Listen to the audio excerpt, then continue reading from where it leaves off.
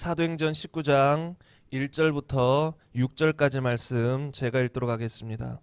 아볼로가 고린도에 있을 때에 바울이 윗지방으로 다녀 에베소에 와서 어떤 제자들을 만나 이르되 너희가 믿을 때에 성령을 받았느냐? 이르되 아니라 우리는 성령이 계심도 듣지 못하였노라. 바울이 이르되 그러면 너희가 무슨 세례를 받았느냐? 대답하되 요한의 세례니라. 바울이 이르되 요한이 회개의 세례를 베풀며 백성에게 말하되 내 뒤에 오시는 이를 믿으라 하였으니 이는 곧 예수라 하거늘 그들이 듣고 주 예수의 이름으로 세례를 받으니 바울이 그들에게 안수하매 성령이 그들에게 임하심으로 방언도 하고 예언도 하니. 아멘. 우리 시간 잠깐 기도하고 다시 말씀 들었으면 좋겠습니다. 우리 시간 기도할 때에 정말 하나님께서 우리 각 사람에게 말씀하시고자 하는 어떤 메시지들이 있을 것입니다. 하나님, 나의 귀를 여셔서 또 깨달을 수 있도록 역사하셔서 하나님 말씀을 정말로 마음은 열고 받아들일 수 있게 하여 주옵소서. 사람의 말은 받아들일 필요 없지만 하나님의 말씀은 진리고 모두가 아멘입니다. 이 시간 하나님 말씀을 아멘으로 받아들일 수 있도록 다시 한번 기도하며 나가시겠습니다. 기도하시겠습니다. 주님 감사합니다. 이 시간 말씀을 들을 때 고넬료 집안에 말씀을 듣는 중에 성령이 임하셔서 성령을 받고 방언을 하고 그런 역사가 있었던 것처럼 하나님 이 시간 또 말씀을 들을 때 우리 각 사람에게 성령님 임하여 주옵소서. 예수 그리스도 이름으로 기도드립니다. 아멘. 주사랑함께 오신 여러분을 예수님의 이름으로 환영합니다.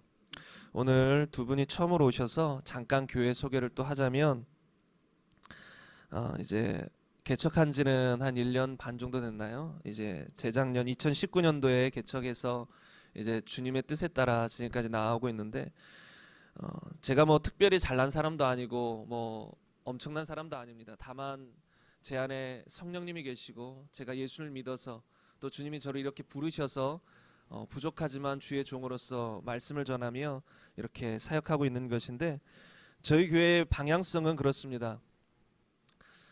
저희 교회가 뭐 순복음교회에 속해 있지만 저는 순복음 교리나 뭐 순복음 교단에 이제 그냥 주님의 형제들이기 때문에 사랑한 것이지 뭐 장로교보다 순복음교회가 우월하고 뭐 침례교보다 순복음교회를 사랑하고 그런 마음은 전혀 없어요. 성경에는 뭐 교단이 없잖아요. 예수님 안에서 다 형제고 하나입니다. 그래서 저는 교단보다도 그냥 교단에 속해 있긴 하지만 교단보다도 저 사람이 정말로 예수님을 믿는가, 우리가 정말 우리 안에 예수 그리스도가 계신가, 정말 회개했는가, 정말 믿음이 있는가, 정말 성경 그대로 성령을 받고 살아가는가, 성령의 인도함을 따라 살아가는가, 그것을 중요하게 여기고 특별히 저희 교회에서 가장 중요하게 보는 것은 구원이에요. 이제 많은 장로교 사람들은 구원에 대해서 가볍게 생각하는 경향이 있어요. 그냥 교회 나오고 예수님을 구세주로 믿으면 그냥 천국 가겠지 막연하게 생각하는 경향이 있어요. 그런데 실제로 보면 성경은 구원을 그렇게 간단하게 말하지 않아요. 천국 가는 길을 넓은 길이라고 하나요? 좁은 길이라고 하나요? 좁은 길이라고 해요. 그리고 예수님 말씀하시죠. 그날에 많은 사람들이 나더러 주여 주여 하면서 온다.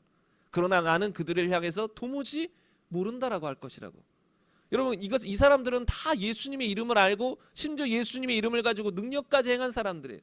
그럼에도 불구하고 나는 너를 모른다. 불법을 행하는 자들은 내게서 떠나가라. 그렇기 때문에 단순히 교회 나온다고, 단순히 뭐 10년 20년 신앙생활 했다고 그 사람이 천국 가는 건 절대 아니라는 거예요. 성경이 말하는 회개와 믿음이 있는 사람, 그리고 끝까지 그 믿음을 지키는 사람에 한해서 천국에 가는 것이지, 처음에 예수를 믿고 구원받았다 할지라도 중간에 배교하는 사람들은 수없이 많을 수 있습니다. 정말로 거듭났는데 중간에 욕심이 잉태되고 잉태된 욕심이 죄를 낳고 죄가 장성해서 결국은 사망, 주님을 떠나버리는 경우들도 있어요. 그래서 성경에서는 배교를 경고합니다. 믿음을 지키라고 합니다. 깨어있으라고 합니다. 왜요? 위험하니까. 사도 바울도 버림받을까 두려워했고 자신의 구원을 이루어 나갔고 몸을 쳐서 복종시켰고, 그래서 저희 교회에서 가장 중요하게 여기는 것은 구원이에요. 제가 다른 것은 몰라도 여러분이 우리 모두는 반드시 천국 가야 된다는, 그게 저에게는 가장 큰 마음입니다. 그리고 이제 저희 교회가 또 중요한 거는 항상 방향성이에요. 뭘 열심히 하기보다도 올바른 초점과 중심을 가지고 열심히 하길 원해요. 우리가 까딱 잘못하면 막연한 종교심으로 열심히 하는 경우들이 많아요. 막연히 막 이제 교회 왔으니 뭐라도 하고 막 열심히 하고 주를 위해 막 해야 되는데 방향성이 틀리면 나중에 다시 돌아와야 돼요. 다시 말하면 우리가 정확한 목적과 초점을 가지고 성경이 말하는 목적지가 어딘가, 우리의 중심의 방향은 어디로 향해야 되는가. 저 같은 목회자는 다들 중심이 좋으리라 사람들은 생각할 수 있어도 목회자들도 천차만별이에요. 저도 제 중심을 날마다 돌아보고 이렇게 새로 맞추고 조금이라도 중심이 어긋나면 다시 돌아오고 다시 회개하고 다시 올바른 초점을 가지려고 노력한단 말이에요. 우리가 까딱 잘못하면 주를 위해 일한다고 하면서도 어느 순간 나를 위해 일할 수도 있어요. 교회에서 충성 봉사하는데 어느 순간 나의 영광이에요. 예수님은 분명히 이름도 없이 빛도 없이 오른손이 하는 것을 왼손도 모르게라 했는데 어느 순간 우리는 오른손이 한 거 만방에 알리기 원해요. 내가 이렇게 교회에서 이렇게 했어. 그러면 그렇게 그런 중심과 그런 방향성을 가지고 신앙생활하면 마지막 날에 남는 것은 아무것도 없어요. 그렇기 때문에 정말 구원과 올바른 방향성, 이것이 정말로 중요하고요. 또 지금 하나님의 음성 듣기 시리즈 7번째 오늘의 시간입니다. 그 전까지는 이제 복음, 기초적인 복음에 대해서 나누고 예수님의 부활, 우리가 막연히 예수를 믿으면 안 되잖아요. 교회 다니면서 많은 사람들이 막연히 믿어요. 그리고 전도할 때도 그냥 믿는 거야. 안 보고 믿는 게 큰 믿음이랬어. 그리고 막연히 그냥 예수를 믿으라고 해요. 그러나 성경은 분명히 증거를 제시한단 말이에요. 사도행전에 보면 17장 30절 31절에 보면 모든 사람에게 믿을 만한 증거로 부활을 제시해요. 그러니까 우리가 기적을 체험하면서 하나님이 살아계시구나 어느 정도 마음문을 열 수 있고 알 수도 있어요. 그래서 초대교회 보면 사도들이 말씀을 전할 때 기적들이 함께 따라오도록 성령님이 역사해 주셨어요. 기적들로 말씀들마다 확증해 주셨어요. 그리고 그건 지금 시대도 당연히 필요하죠. 그런데 그것과 더불어 더 최종적인 확증이 무엇이냐면 부활이에요. 기적은 주관적이에요. 어떤 사람이 기적을 받았어요. 기적을 체험했어요. 병에서 고침받았어요. 암이 떠났어요. 주관적이에요. 그리고 어떤 사람은 그거를 그냥 우연의 일치라고 볼 수도 있는 거죠. 저 사람이 암에서 나왔어요. 그럼 그 사람 본인은 기도해서 나왔는데 안 믿는 사람은 어떻게 생각할까요? 야, 그거 참 기적이다. 우연이야. 이렇게 생각하는 거예요. 세상에서도 암 걸렸다가 우연히 낫는 사람들이 종종 있잖아요. 뭐 산속에 들어가거나 아니면 이 식습관을 바꿔서 잘 생활하다 보면 우연히 낫기도 해요. 그러니까 기적은 때로 주관적인 경우들이 많아요. 모든 사람이 믿을 만한 최종의 확증은 아니라는 거예요. 그럼 최종의 확증은 무엇일까요? 예수 그리스도의 부활이에요. 이거는 객관적인 사실, 역사적인 사실, 모든 사람이 부인할 수 없는 사실. 그래서 예수 그리스도의 부활을 통해 우리가 믿고 나아가서 그 부활하신 예수님을 우리가 받아들이려면 왕 주인으로 받아들여야 하기 때문에 반드시 우리에게는 무엇이 동반될까요? 회개가 동반된다라는 거예요. 회개 없이 예수를 믿었다라는 건 믿은 게 아니에요. 예수님을 구세주로 안 것이지. 그리고 그냥 지식적으로 믿은 것이지 우리가 성경에서 말하는 믿음은 영접으로서의 믿음이에요. 받아들이는 거예요. 내 마음의 중심에 받아들이는 거예요. 그런데 그분은 성경에 보면 임금과 구주예요. 구세주이시면서 동시에 주인이세요. 왕이라는 소리예요. 그럼 그분을 받아들이려면 반드시 나를 구원하실 구세주와 동시에 나의 왕으로 받아들여야 돼요. 그런데 우리가 아시잖아요. 지금까지 어릴 때부터 살면서 우리의 주인은 누구였을까요? 나였어요. 내 삶의 주인은 나예요. 돈도 내 것이요, 자식들도 내 것이요, 인생은 내 것이요, 시간도 내 것이요, 모든 게 내 것이에요. 그래서 어릴 때부터 자녀들은 너의 인생은 너 거야. 너가 잘 갖고 나가야 돼요. 세상 사람은 다 이렇게 키워요, 자녀들을. 그래서 독립심을 키워주고 스스로 이렇게 잘할 수 있도록. 그런데 우리는 중요한 건 그들이 너의 인생은 너 것이 아니야. 너의 인생은 주님 것이야. 이걸 가르쳐줘야 되거든요. 우리 인생은 우리 게 아니거든요. 근데 우리는 어릴 때부터 세상 모든 사람들은 자신의 인생은 자기 거라 생각해. 그렇기 때문에 예수님을 왕으로 받아들이기 위해서, 영접하기 위해서, 믿기 위해서는 반드시 무엇이 전제돼야 돼요? 회개가 전제돼야 돼요. 이전에는 내 마음대로 하나님 없이 내가 주인 돼요. 내 인생의 주인 돼요. 내 인생에 내가 신이 되어 살았습니다. 그러나 이제 회개하고 주님을 나의 신으로, 하나님으로, 왕으로 받아들이겠습니다. 이게 회개잖아요. 모든 죄에서 떠났어. 모든 죄는 왜 생겼어요? 내가 주인 돼서 생긴 거예요. 내가 주인 돼서 내 마음대로 육신을 따라 산 거예요. 그래서 그 모든 죄에서 떠나서 이제 하나님을 나의 삶의 주인으로 받아들입니다. 이게 회개하고 믿는 것이죠. 그런데 이제 지금 나누는 이제 하나님의 음성 듣기 시리즈는 그 후 차원이에요. 정말로 회개하고 예수를 믿어 거듭난 사람들에게 전하는 메시지예요. 많은 사람들이 정말로 회개하고 예수를 믿어 거듭난 사람들이 있어요. 그런데 안타까운 사실은 성령의 인도함을 받는, 하나님의 음성을 들으며 날마다 주님의 인도함을 따라가는 법을 못 배운 경우들이 많아요. 그래서 성경은 분명히 우리가 주님의 음성을 따라 살아가면 승리하는 그리스도인이 돼요. 삶에서 형통하게 돼요. 제가 여러 번 말씀드리지만 형통하다고 뭐 핍박이 없거나 삶의 어려움이 전혀 다가오지 않는다는 건 아니에요. 그러나 형통하다는 것은 어려움이 때로 다가와도 돌파해 나갈 수 있는 힘이 생기는 거예요. 길을 열어주시는 거예요. 그게 형통인 거예요. 성경에서는 우리가 아무런 어려움이 없을 거야, 핍박도 없을 거야, 너희는 절대 가난에 처하지도 않을 거고 나의 뜻만 따르면 무조건 부자가 될 거야, 이렇게 말하진 않아요. 물론 하나님은 우리가 이 땅에서도 물질적으로도 가난하지 않고 풍요롭길 원하시고 그렇게 채워주길 원했어요. 그럼 기본적인 하나님의 뜻이에요. 구약과 신약을 다 보세요. 하나님은 우리를 하나님의 뜻에 순종하는 사람을 가난하게 만들진 않았어요. 부하게 만드시지. 가장 먼저는 영이 부하게 해서 천국에 가게 하시지만 이 땅에서도 우리가 굶주려서 허덕이게 하지 않았어요. 그러나 사도 바울의 고백처럼 주님의 말씀을 잘 듣고 순종해도 때때로 복음을 전하다가 핍박받으면서 가난에 처할 때도 있는 거예요. 굶주릴 때도 있는 거예요.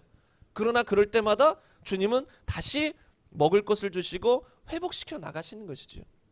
그래서 주님은 이렇게 구원받은 성도들이 하나님의 명령을 따라 순종하며 잘 살아가기를 원하세요.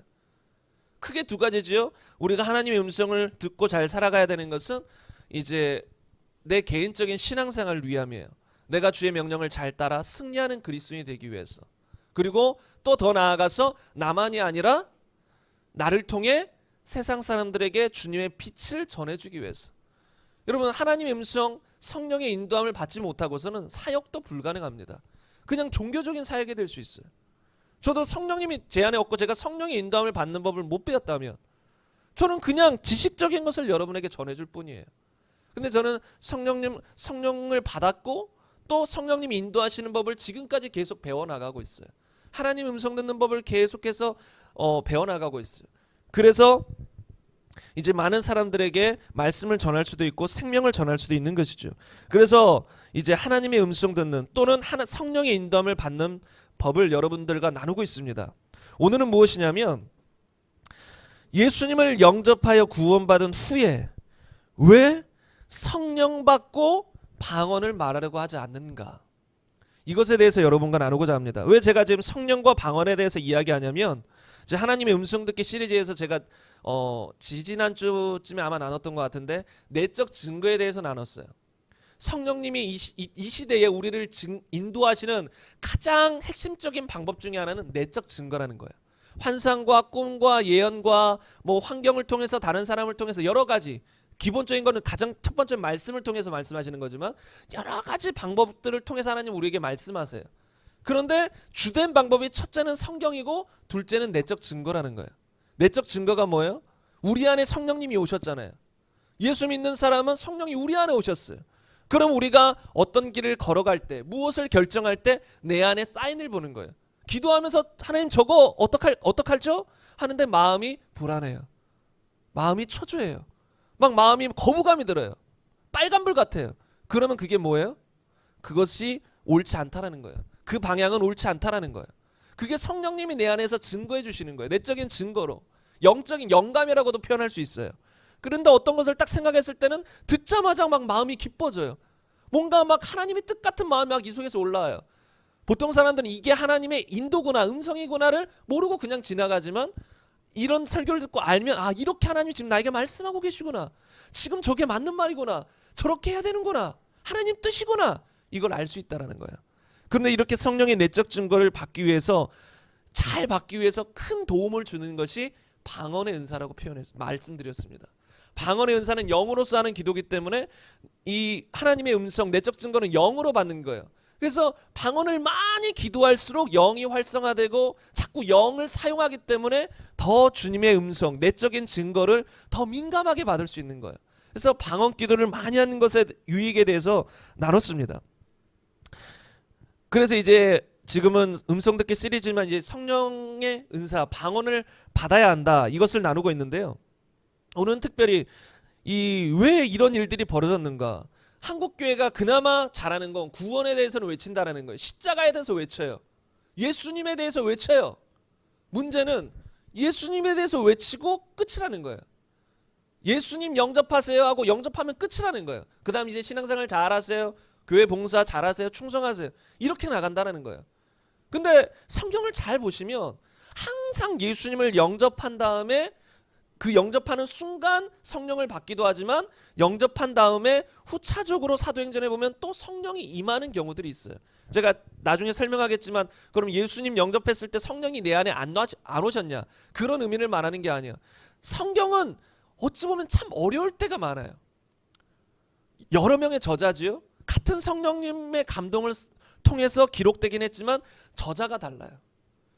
표현 방식이 달라요. 말이 달라요. 그래서 그냥 간단하게 보면 간단하게 보이지만 깊이 파고들다 보면 정말로 머리 아플 때들이 있어요. 그리고 우리 스스로의 힘으로는 깨달을 수 없구나 이걸 느낄 때들이 있어요. 그래서 성령에 대해서도 그냥 지금도 많은 목사님들과 신학자들이 아직도 이야기들이 분분해요. 뭐 성령의 내적 임재, 성령의 내주하심, 성령의 능력으로 위로부터 임하시는 성령, 또 성령의 충만, 성령 세례, 중생이 성령 세례냐, 성령 충만이 성령 세례냐, 이것들이 의견들이 정말 많이 분분해요. 이것이 통일되지 않았어요. 기독교 안에서 말이 많아요. 그런데 확실한 건 무엇이냐면요, 제가 오늘은 그런 것에 대해서 신학적으로 여러분에게 이게 맞다 정립하는 시간이 아니에요. 실제적인 시간. 분명한 건 무엇이냐면 예수를 믿은 구원받은 사람들에게 사도들은 물었다라는 거예요. 너희 성령을 받았느냐? 이렇게 물었다는 거예요. 또는 성령 세례를 받았느냐? 물었다는 것이에요. 그래서 오늘은 그것에 대해서 여러분과 나누고자 하는 것이에요. 지난주에 아마 언급한 것처럼 여러분 이렇게 성령의 역사와 또 은사들, 성령이 우리에게 주시는 은사들이 중요함에도 불구하고 왜 이렇게 사람들이 은사하면 거부감을 느끼고 하나님의 음성 거부감을 느끼고 뭔가 영적인 체험 이런 거 하면 거부감을 느끼는 사람들이 있을까요? 물론 사모하는 사람들도 있어요. 근데 왜 거부감을 느끼는 사람들이 있을까요? 무엇이냐면 마귀의 방해인 거예요. 마귀 역사인 거예요. 그리고 잘못된 것들을 많이 배웠어요. 그리고 또 안타까운 사실은 이런 것을 추구하는 사람들이 너무 신비주의적으로 빠져버린 경우들도 있어요. 막 성령의 은사, 막 영적인 체험 좋아요. 그건 다 해야 돼요. 성경에 있으면 감사함으로 우리는 사모해야 돼요. 고린도전서에 보면 신령한 것을 사모하라고 하죠. 이건 하나님의 명령이고 뜻이에요. 신령한 것이 뭐 신비적인 것이라기보다는 하나님으로부터 오는 모든 신령한 것을 말하는 거예요. 그건 다 받아야 돼요. 근데 문제는 성경의 범주 안에서 넘어가서 그리고 중심이 예수 그리스도고 하나님이신데 거기서 넘어가서 자꾸 신비적인 것만 이렇게 찾고 돌아다니는 사람들이 생겨버리는 거예요. 그리고 말씀에서 벗어나서 이상한 말들을 하는 거예요. 그래서 이 문제가 많이 생기기도 했죠. 그래서 이제 사람들이 뭔가 하나님 음성 듣는다, 은사 체험한다 막 이러다 보면 조금 거부감을 느끼는 사람들도 종종 있어요. 그러나 그것은 성경적인 건 아니에요. 성경적인 건 신령한 것을 사모하라고 했고 분명히 성령 받는 것과 방언을 말하는 것과 성령이 각 사람에게 필요한 은사들을 나눠주는 것 다 나와 있어요. 은사는 중단되지 않았고 지금도 성령님은 역사하고 지금도 하나님은 살아계세요. 성경이 완성됐다고 성령의 은사들이 끝난 게 아니에요. 주님이 재림하셔야 끝나는 거예요. 그때까지는 성경의 은사들이 다 필요해요. 성령의 은사들이. 그게 없으면 신앙생활하면서 주의 복음을 전하며 교회의 사역을 감당하는 것이 힘이 없어요. 그냥 지식인 성경만 나눌 뿐이지. 그래서 반드시 우리는 구원받은 후에 구원받는 동시에 받기도 하지만 구원받은 후에 아무튼 내가 성령을 받았는가 성령이 임했는가 이것을 확인해 봐야 된다는 것이죠. 그런데 문제는 많은 사람들이 구원받고 제가 말씀드렸지만 끝난다는 거예요. 이것이 큰 미혹이에요. 구원받고 끝나면 안 된다는 거예요. 구원받고 성령을 받아야 된다는 거예요. 그래서 저는 보통 지금 부사역자로 제가 이제 쭉 사역에 왔었을 때는 이제 뭐 초등학생도 가르치고 뭐 중고등부도 맡고 청년부도 맡고 장년부 어떤 구역도 맡고 이렇게 쭉 해왔었는데, 보통 어떤 사람들에게 복음을 전한 다음에 부활, 회개, 믿음 이런 걸 가르친 다음에 그 사람이 정말로 예수님 회개하고 예수님을 주로 믿으면 보통 즉시로 무엇을 가르치는지 아세요? 성령 받자 또는 방언 받자 이렇게 가르치는 거예요. 보통 그랬었어요. 그리고 보통 그 사람이 원하면 마음을 열면 다 받았어요. 한 번도 실패한 적이 없어요. 왜요?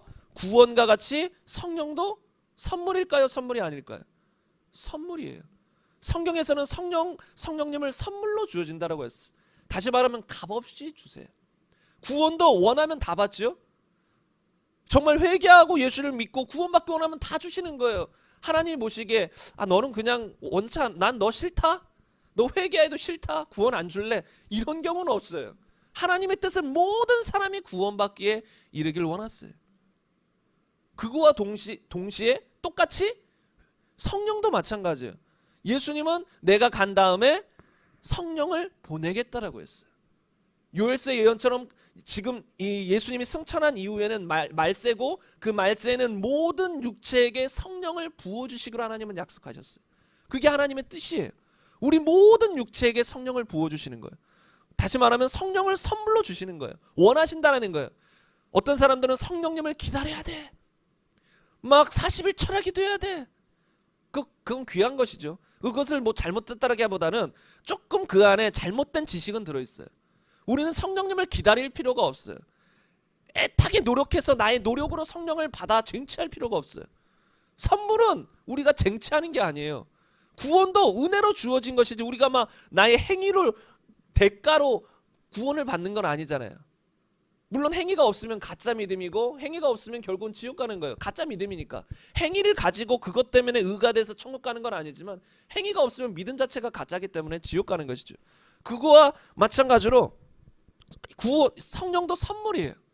우리에게 값없이 주시는 거예요. 내가 노력해서 열심히 기도한 100시간 해가지고 성령을 받으리라. 노력은 감사하지만 그렇게 성령님을 받는 그것 자체는 잘못된 거예요. 그렇게 해서 받기도 해요. 수없이 많이. 그 사모함이 있으니까 받는 거예요. 그러나 그렇게 100일 그렇게 100시간 기도하지 않고 그냥 순간으로 받을 수 있는 거예요. 구원처럼. 믿음으로 성령을 받고자 하면 성령님은 역사하시는 거예요. 조건은 그거예요. 정말 회개하고 믿었느냐? 그 다음에 성령을 나에게 지금 선물로 주실 걸 믿느냐? 그럼 성령이 임하시는 거예요.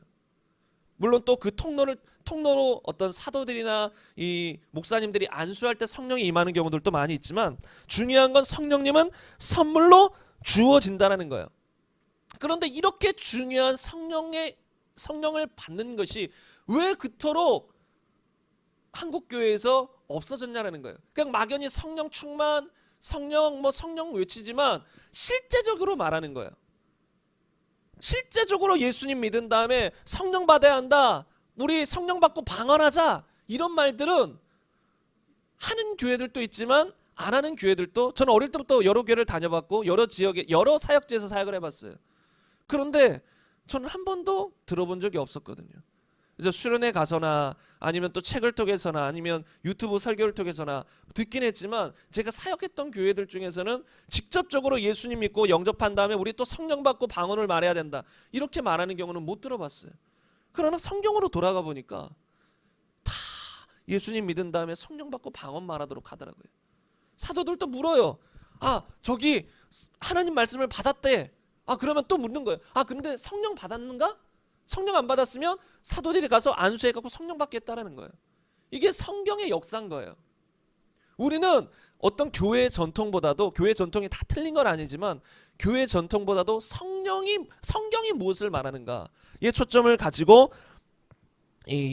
받아들여야 될 줄로 믿습니다. 오늘은 성경 구절들이 다른 날보다 한 2~3배로 많은 것 같아요. 왜냐하면 이것에 대해서는 오해의 소지가 많고 사람들이 좀 이 성령의 역사, 성령 받는 것, 방언하는 것 이런 거에 대해서 마음이 확 열려있지 않기도 해요. 그래서 저도 많이 말씀을 풀어 설명하겠지만 성경 구절들을 있는 그대로 여러분에게 보여주고 싶어요. 그래서 여러분 제가 앞에 이제 성경 구절들을 쭉 띄워드릴 텐데요. 하나하나 한번 보세요. 성령에 대한 언급이 왜 이렇게 많은가? 그냥 단지 예수님 믿고가 아니에요. 여러분 신약 성경은 신약 시대는 성령이 오셔서 성령이 우리를 이끌어 나가시는 시대예요. 우리는 삼위일체 하나님이라고 아시죠? 근데 여러분 삼위일체가 참 단어가 어려워요. 그리고 목회자들, 사역자들과 말해봐도 그냥 뭐 삼위일체 우리가 어떻게 이해해? 막연하게 그냥 믿어요. 근데 제가 어느 순간 몇 년 전에 깨닫고 이해한 것은 무엇이냐면, 이것이 이제 정통 기독교 안에서 이해하고 있는 개념인데 무엇이냐면, 여러분 성경에 보면, 제가 왜 이런 이야기를 하면 예수님 영접하면 끝 아니에요? 왜 또 성령을 받죠? 뭐 예수님 성령 한 분 아닌가요? 뭐 같은데 뭐 또 따로 받아야 되나요? 이렇게 오해하는 사람들이 생겨요. 물론 한 하나님이세요. 유일하신 하나님이시지만 삼위예요. 인격이 각각 있으신 거예요. 그래서 성령의 사역이 있고 예수 그리스도의 사역이 있어요. 같은 하나님이시지만 사역이 달라요. 여러분, 이 기독교 안에서 크게 이단 교리가 두 가지가 있습니다. 이 삼위일체에 대해서. 하나가 무엇이냐면요, 삼신론이에요.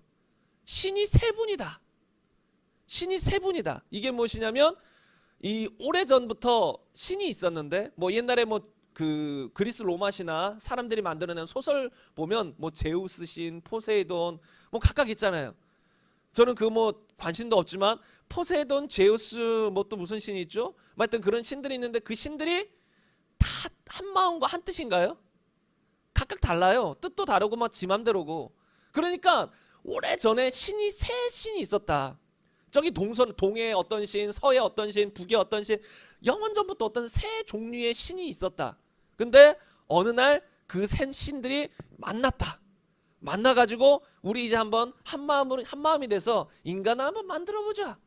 이렇게 해가지고 이 창세기에 보면 우리가 우리의 형상을 따라 사람을 만들고, 우리라고 표현했어요. 그러니까 그냥 단지 한 분이라는 의미가 아닌 거예요. 삼위가 계시는 거예요. 다시 말하면 인격, 성부, 성자, 성령 각 인격이 계신 삼위의 성령님이, 이 하나님이 계시는 건데, 그러니까 그 삼신론이라고 생각하는 사람은 그냥 각각의 신이 있었다라는 거예요. 근데 이것은 기독교 안에서 이단으로 이제 취급하는 것이요. 각각의 신이 있으면 문제가 생겨버려요. 누굴 믿어요? 누굴 우위에 둬야 돼요? 누굴 가장 먼저 믿고? 뭐 애매지잖아요. 여러분, 인간 사회에서도 세 명이 만나면 이 나름 너가 형 할래? 내가 동생 할까? 너가 나보다 높은 사람 할래? 낮은 사람 할래? 뭐 애매해져요. 그리고 어떤 사람이 인기를 얻으면 막 옆에서 시기하기도 하고 뭐 난리가 나는 것이죠. 그러니까 이 삼신론은 말도 안 되는 것이고 성경에 말하는 것은 삼신론이 아니다. 그리고 많은 사람들이 또 오해하는 게 있어요. 양태론이라는 게 있어요. 말이 어렵지만 여러분이 의미만 알으시면 돼요.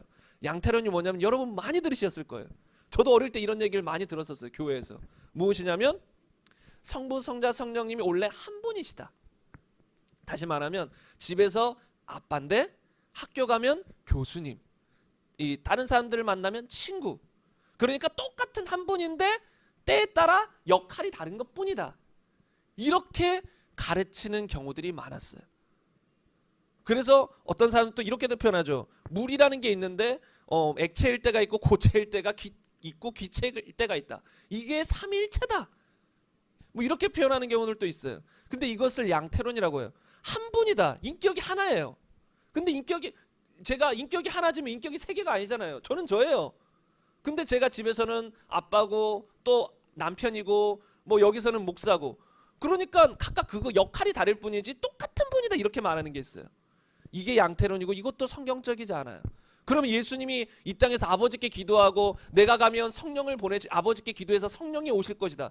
그럼 본인이 본인에게 말하고 본인이 본인을 보내겠다. 앞뒤가 안 맞는 말이 돼버리는 거예요. 그게 아니라 성경에서 말하는, 기독교에서 말하는 삼위일체는 무엇이냐면 유일신이에요. 유일하다라는 거예요. 동서남북 세 신이 있었다는 게 아니라 영원전부터 하나님이 존재하셨죠. 누가 만들지도 않았지만 스스로 영원전부터 계셨어요. 다시 말하면 유일한 신이에요. 동서남북 흩어져 있지도 않고 딱 보니까 유일한 신이 계셨는데 그 유일하신 하나님을 자세히 보니 성부, 성자, 성령 하나님이 함께 계시더라. 이 소리인 거예요. 근데 그래서 성부, 성자, 성령 하나님은 다른 신이 아니었어요. 그래서 하나로 뭉쳐서 뭐 마음 앞에서 뭐 같이 인간 세상을 만든 그게 아니라 영원전부터 유일하게 한 하나님이 계셨는데 성부, 성자, 성령님이 한 마음과 한 뜻으로 서로 같이 계셨다라는 거예요. 그래서 우리는 유일하신 하나님이라 그래요. 그리고 삼위, 인격이 세 이 각각의 인격이 계시다. 그래서 각각 모든 뜻과 어떤 것을 다 함께하고 같지만 같은 하나님이시지만 각각의 인격이 있으신 삼위의 하나님이라고 우리는 말하는 것이죠. 제가 이런 걸 설명하는 것은 우리가 예수님을 영접하고 또 성령을 받는 것이 성경적이라는 거예요. 왜냐하면 각각의 역할이 있으시는 거예요. 같은 하나님이시지만. 그래서 성경은 분명히 성령의 역할을 중요하게 여기세요. 아주 중요하게. 신약시대는 아주 성령의 역할이 핵심이라는 거예요. 그것에 대해서 여러분 이런 구절들을 한번 보셨으면 좋겠어요. 마태복음 12장 28절 보겠습니다. 그러나 내가 하나님의 성령을 힘입어 귀신을 쫓아내는 것이면 하나님의 나라가 이미 너희에게 임하였느니라. 여기서는 내가 누구예요? 예수님이에요. 여러분 예수님에게도 성령이 기름부터 부어지셨어요. 그리고 성령의 능력을 따라 사역하셨고 하셨고 보면 성령으로 기뻐하셨고 성령으로 명하셨고 예수님도 완전한 성자 하나님이시지만 그 모든 하나님으로서의 권위를 다 버리시고 다 내려놓으시고 완전한 인간이 돼서 오셨어요. 우리랑 똑같다라는 말이에요. 그래서 예수님이 성령을 힘입어 능력을 행했으면 똑같이 우리도 성령을 힘입어 능력을 행할 수 있고 예수님이 성령을 힘입어 사역하셨고 살아나가셨다면 우리도 성령을 힘입어 살아갈 수 있는 거예요. 왜요? 똑같은 사람이에요. 예수님도. 근본 하나님이시지만 그 하나님의 그 모든 걸 내려놓고 오셨다라는 거예요. 그래서 예수님도 성령을 힘입어 귀신을 쫓아내신 거예요. 성령의 역사라는 것이죠. 마가복음 13장 11절 보겠습니다. 사람들이 너희를 끌어다가 넘겨줄 때에 무슨 말을 할까 미리 염려하지 말고 무엇이든지 그때에 너희에게 주시는 그 말을 하라. 말하는 이는 너희가 아니요 성령이시니라.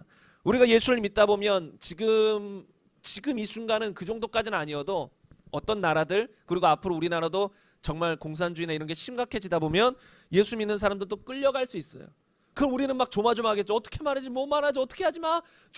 조마할 수 있는데 조마조마하지 마라. 무슨 말 할지 염려하지 마라. 그때에 할 말을 주실 것이다. 그게 누구예요? 우리 안에 계신 성령이라는 거예요. 그럼 우리는 우리의 삶이 성령의 삶이 돼야 된다는 거예요. 성령의 인도함을. 그럴 때 말하는 것도 다 성령이 주시는 말을 해야 한다는 것이죠. 성령의 역할이 너무나도 크시다라는 거예요. 누가복음 14장 18절 보면 주의 성령이 내게 임하셨으니 이는 가난한 자에게 복음을 전하게 하시려고 내게 기름을 부으시고 나를 보내사 포로된 자에게 자유를 눈먼 자에게 다시 보게 함을 전파하며 눌린 자를 자유롭게 하고 성령이 임하셔서 복음 전하게 하시고 포로된 자를 자유케 하시고 눈먼 자를 다시 보게 하시고 이렇게 하셨다는 것이죠. 요한복음 14장 26절 보면 여기서는 보혜사 곧 아버지께서 내 이름으로 보내실 성령 그가 너희에게 모든 것을 가르치고 내가 너희에게 말한 모든 것을 생각나게 하시리라. 성령이 하시는 일은 또 모든 것을 가르치고 예수님이 말씀하신 것들을 생각나게 해주신다는 거죠. 만약에 이 성령님이 우리를 가르쳐주지 않으세요. 생각나게 해주지 않으세요. 그럼 성경을 제대로 이해할 수도 없고 성경을 한번 이해하고 깨달은 것도 다 잊어버리고 때에 따라 생각도 안 나요. 필요할 때마다 우리는 성경 말씀이 생각나서 성경 말씀 따라 살아가야 되는데 성령님이 우리 안에서 그 역할을 해주시거든요. 우리는 때때로 잊어버려요. 놓쳐버려요. 그러나 우리 안에 계신 성령님이 문득문득 생각나게 해주세요. 어떤 잘못된 길을 갈 때 딱 성경 말씀을 생각나게 해주세요. 그렇다는 것이죠. 요한복음 15장 26절 보면 내가 아버지께로 너희에게 보낼 보혜사 곧 아버지께로부터 나오시는 진리의 성령이 오실 때에 그가 나를 증언하실 것이. 예수님은 부활 승천해서 이제 천국으로 가셔야 돼요. 부활의 몸을 가지고 계셨던 예수님은 천국으로 가셔야 돼요. 그 다음에 예수님은 계속해서 내가 간 다음에 누가 올 것이다? 성령이 오실 것이다. 계속 말씀하시는 거예요. 그래서 성령이 오시면 그때 너희를 모든 진리 가운데로 인도해 주실 것이다. 예수님이 같이 계실 땐 예수님이 옆에서 가르쳐 주셨어요. 근데 한정됐죠. 옆에서 듣는 사람에게만 한정됐어요. 왜요? 육체를 가지고 오셨으니까. 그러나 성령이 오시면 성령이 전국, 전 세계 동시다발적으로 다 가르쳐 주실 수 있는 거예요. 영이시기 때문에. 그래서 이제 나는 가고 아버지께로부터 성령이 오시면 성령이 너희를 가르쳐 주실 것이다. 요한복음 16장 7절 보면 그러나 내가 너희에게 실상을 말하노니 내가 떠나가는 것이 너희에게 유익이라. 내가 떠나가지 아니하면 보혜사가 너희에게 오시지 아니할 것이요 가면 내가 그를 너희에게 보내리라. 예수님은 계속 말씀하세요. 오히려 내가 떠나는 게 유익이고 내가 가면 보혜사 성령을 보내주실 것이다. 그러면서 예수님은 너희 성령을 기다리라 라고 말씀했습니다. 사도행전 1장 3절 이하에 보겠습니다. 그가 여러분 말씀 그대로의 한번 은혜를 받아보세요. 말씀 그대로를 보면 여기서 우리가 핵심으로 볼 건 성령님에 대한 거예요. 계속해서 성령님에 대해서 나와요. 많은 사람들이 예수만 말하는데 그거 감사한 거예요. 그런데 예수님을 말하고 반드시 우리는 성령에 대해서도 말해야 된다는 거예요. 그만큼 비중이 크다라는 것이죠. 그가 3절부터 보면 그가 고난받은 후에 또한 그들에게 확실히 많은 증거로 친히 살아계심을 나타내사 40일 동안 그들에게 보이시며 하나님의 나라의 일을 말씀하시니라. 사도와 함께 모이사, 예수님이 모이셨죠? 그들에게 분부하여 이르시되 예루살렘을 떠나지 말고 내게서 들은 바 아버지께서 약속하신 것을 기다리라. 요한은 물로 세례를 베풀었으나 너희는 몇 날이 못되어 성령으로 세례를 받으리라 하셨느니라. 그들이 모였을 때에 예수께 여쭈어 이르되 주께서 이스라엘 나라를 회복하심이 이때니까 하니 이르시되 때와 시기는 아버지께서 자기의 권한에 두셨으니 너희가 알 바 아니요 오직 성령이 너희에게 임하시면 너희가 권능을 받고 예루살렘과 온 유대와 사마리아와 땅끝까지 이르러 내 증인이 되리라. 예수님 무엇을 명령하셨어요? 제자들을 향해서 너희 빨리 나가서 내 증인 되라. 빨리 복음 전해라. 그렇게 말씀하지 않았어요. 먼저 기다려라. 성령이 오실 때까지 기다려라.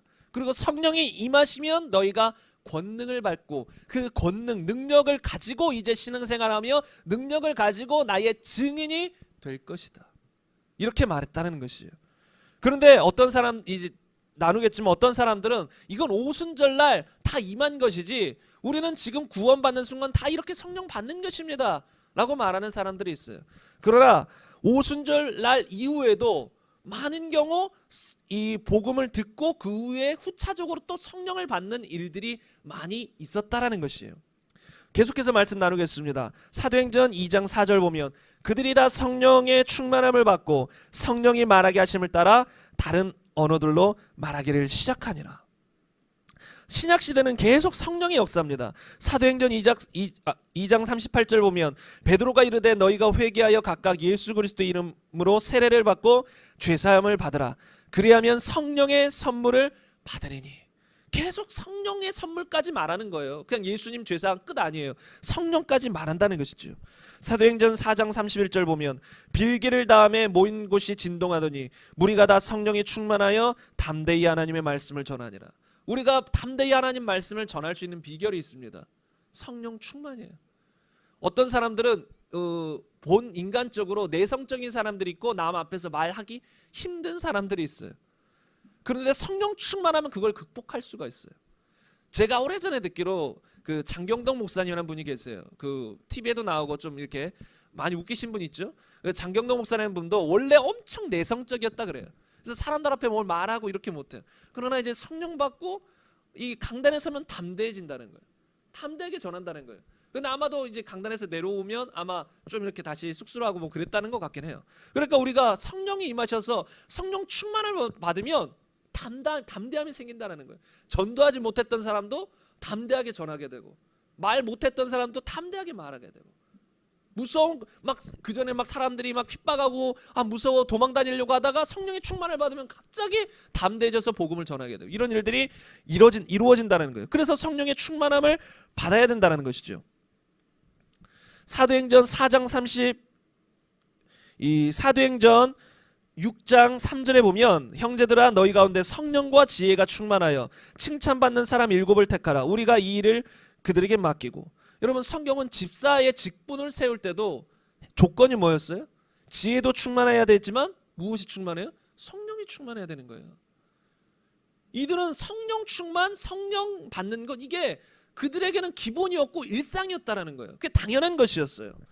사도행전 6장 10절 보면 스데반이 지혜와 성령으로 말함을 그들이 능히 당하지 못하여. 여기서도 성령, 지혜와 성령. 사도행전 8장 15절 17절 보면 그들이 내려가서 그들을 위하여 성령 받기를 기도하니 이에 두 사도가 그들에게 안수하며 성령을 받는지라. 이때는 무엇인지 아세요? 오순절이 아니에요. 오순절 성령이 이 땅에 오신 첫 번째 사건이거든요. 그 사건 이후로도 사도들이 가서 안수해서 성령 받게 했다라는 것이죠. 사도행전 10장 9절 보면 베드로가 그 환상에 대하여 생각할 때에 성령께서 그에게 말씀하시되 두 사람이 너를 찾으니. 성령님께서 우리의 신앙생활을 이끌어 나가시는 거예요. 너희 누구를 만나라, 어떻게 해야 한다, 성령이 이렇게 지시하시는 거예요.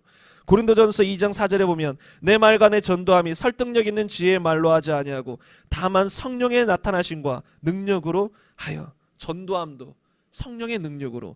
고린도전서 12장 3절 보면 그러므로 내가 너희에게 알리노니 하나님의 영으로 말하는 자는 누구든지 예수를 저주할 자라 하지 아니하고 또 성령으로 아니하고는 누구든지 예수를 주라 할 수 없느니라. 여기서도 성령. 고린도전서 12장 7절 보면 각 사람에게 성령을 나타내심은 유익하게 하려 하심이라. 여기서도 성령. 갈라디아서 5장 25절 보면 만일 우리가 성령으로 살면 또한 성령으로 행할지니. 여기서도 우리가 신앙생활이 무엇이라고 말해요? 성령으로 사는 게 신앙생활이라는 거예요. 성령으로 살면 또한 성령으로 행할지니.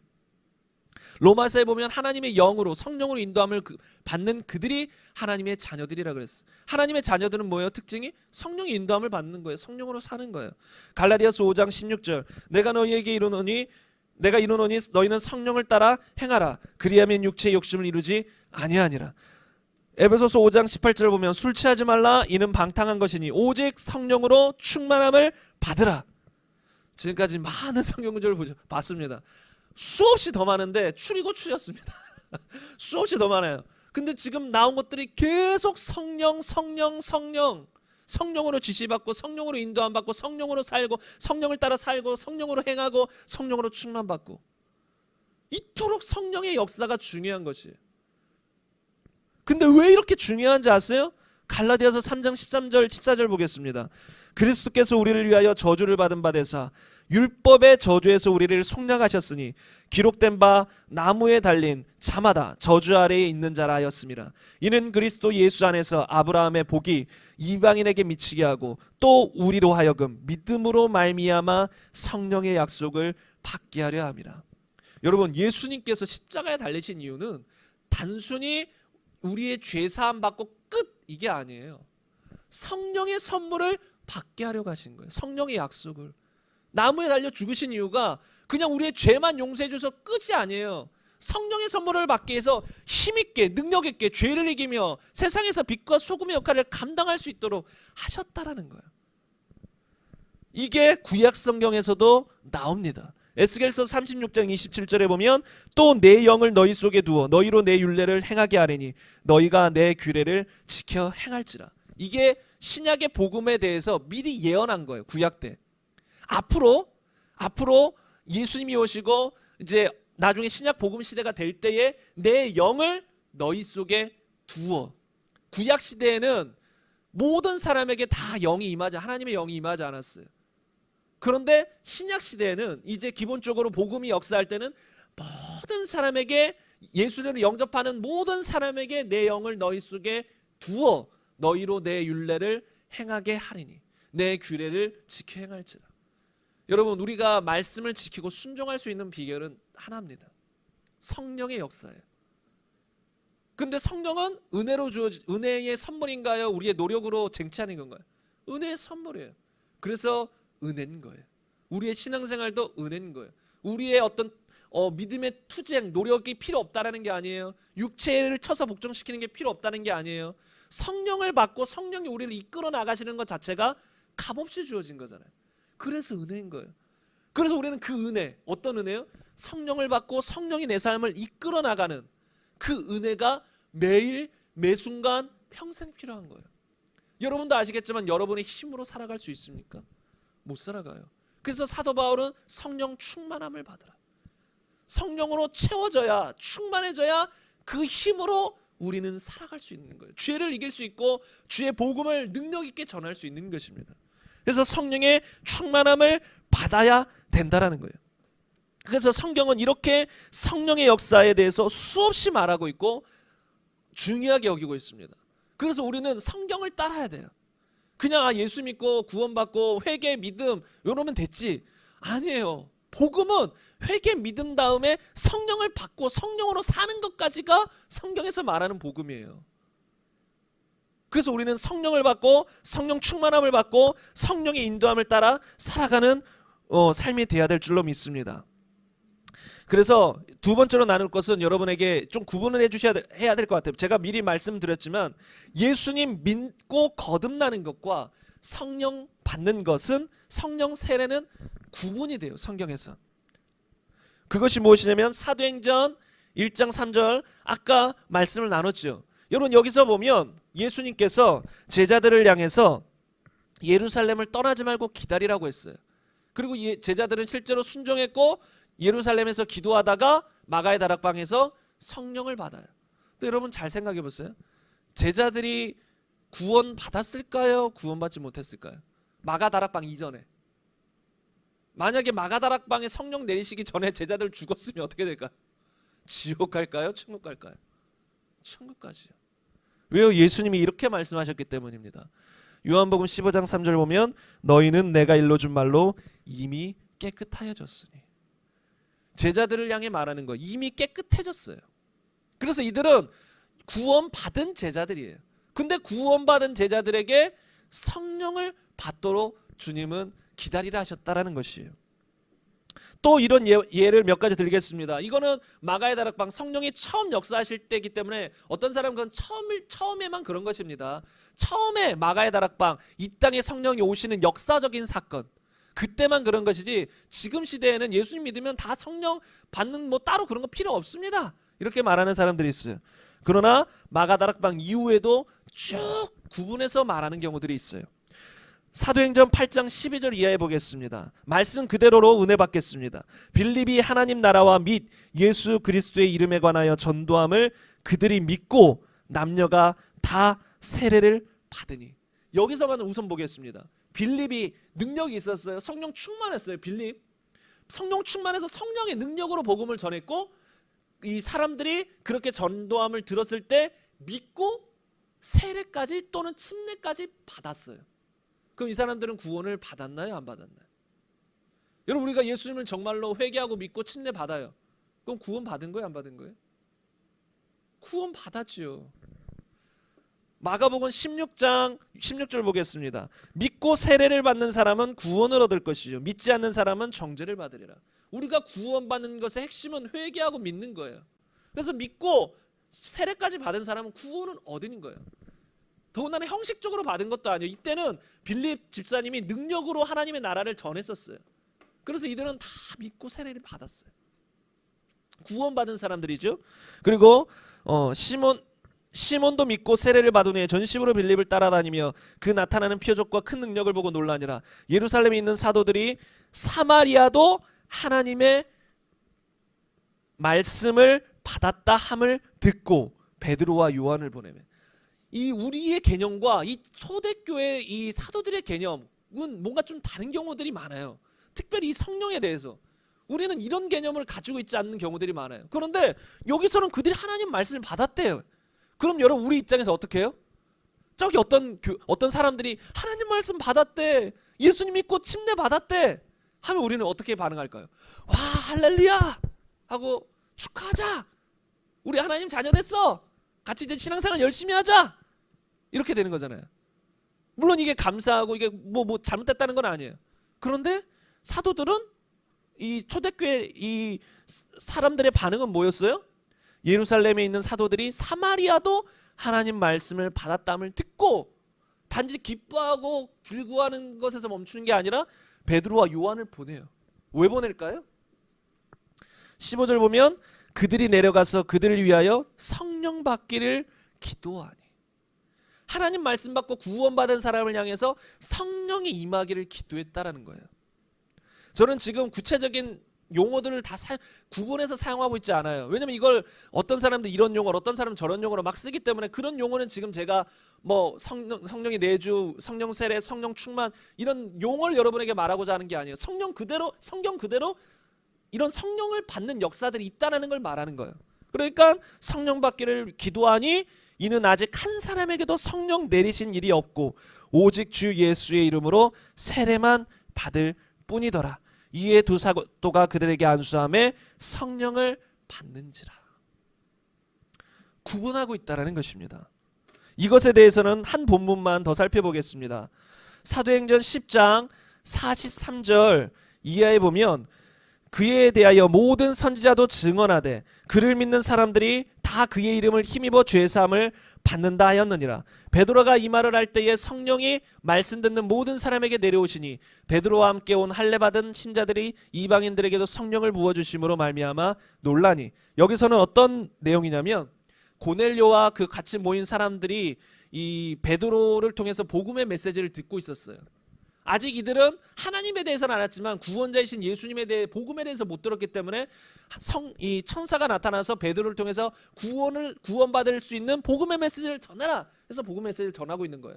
근데 복음의 메시지를 전할 때에 성령이 말씀 듣는 모든 사람에게 내려오셨다. 이런 경우는 어떤 경우예요?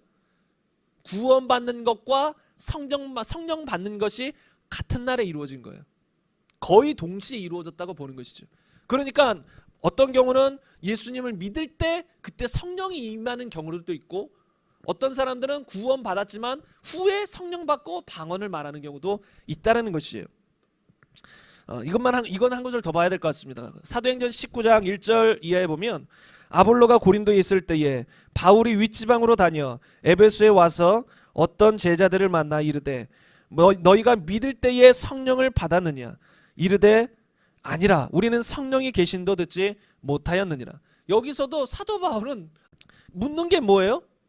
성령을 받았느냐. 이들의 관심은 성령 받는 거예요. 성령 받는 거.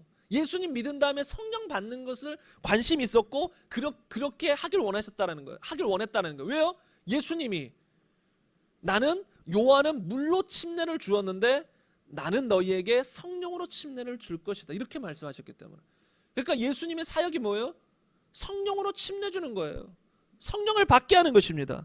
그래서 바울이 이르되 그러면 너희가 무슨 세례를 받았느냐 대답하되 요한의 세례니라. 바울이 이르되 요한이 회개의 세례를 베풀며 백성에게 말하되 내 뒤에 오시는 이를 믿으라 하였으니 이는 곧 예수라 하거늘 그들이 듣고 주 예수의 이름으로 세례를 받으니 바울이 그들에게 안수하며 성령이 그들에게 임하심으로 방언도 하고 예언도 하니. 이것도 거의 동시에 이루어진 거예요. 그러나 딱 말씀을 보면 후차적인 거라는 걸 알 수 있어요. 구원은 언제 받았을까요?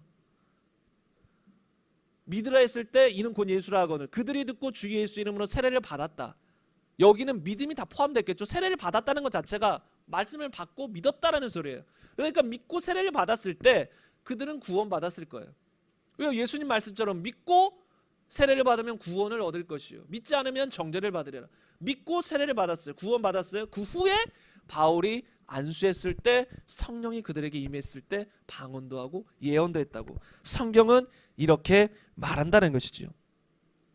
내주하시는 성령, 임하시는 성령의 이라는 제목의 책을 보면 이렇게 기록되어 있습니다. 거듭나고 그리스도인이 된 사람들은 한 가지 놀라운 체험을 하게 됩니다.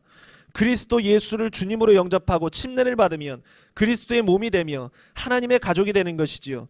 그런데 또 한 가지 놀라운 체험이 그를 기다리고 있습니다. 이것을 경험하게 되면 그는 하나님의 것을 더욱 많이 알게 되며 또한 보다 깊은 영적 세계로 들어가게 됩니다. 이 체험을 성령 세례 혹은 성령 침례라고 합니다. 그러니까 우리가 예수를 믿고 거듭난 이후에 또 이 한 가지 더 체험이 기다리고 있다는 거예요. 그게 성령을 받는 체험이라는 거예요. 근데 여기서 어떤 사람들은 헷갈릴 수가 있어요. 그러면 거듭났는데 우리 안에 예수님, 성령님은 없나요? 이런 오해가 생길 수 있어요. 근데 성경에서 말하는 보통 여기서 성령을 받는다, 성령 세례를 받는다는 보통 이 능력으로 위로부터 임하는 성령을 의미하는 경우들이 대다수예요. 그리고 우리가 우리 안에 계시는 성령을 말할 때는 보통 구원받을 때 우리 안에 들어왔다라고 말해요. 고린도전서 12장 3절 보겠습니다. 그러므로 내가 너희에게 알리노니 하나님의 영으로 말하는 자는 누구든지 예수를 저주할 자라 하지 아니하고 또 성령으로 아니하고는 누구든지 예수를 주시라 할 수 없다. 로마서 8장 9절 보면 만일 너희 속에 하나님의 영이 거하시면 너희가 육신에 있지 아니하고 영에 있나니 누구든지 그리스도의 영이 없으면 그리스도의 사람이 아니라. 우리 안에 하나님의 영이 없으면 우리 어떤 사람이에요? 그리스도의 사람이에요? 아니에요? 아니에요. 그럼 우리가 하나님을 믿는 거듭난 사람이라면 우리 안에는 성령이 계시긴 계신다라는 소리예요. 근데 그것과 별개로, 그런 것과 별개로 구원받은 사람들을 향해서 성경, 이 신약시대의 사도행전은 계속해서 성령을 받아라는 또 다른 체험에 대해서 말하고 있다는 거예요. 우리가 이것은 구분할 줄 알아야 돼요. 왜냐면 사도들은 그럼 예수님 영접했으면 너 안에 성령 계셔, 끝, 이게 아니었잖아요. 또 다르게 안수해서 성령을 받게, 성령이 임하시게 하는 사역들을 계속했고 사도들은 그것에 관심이 있었다라는 거예요.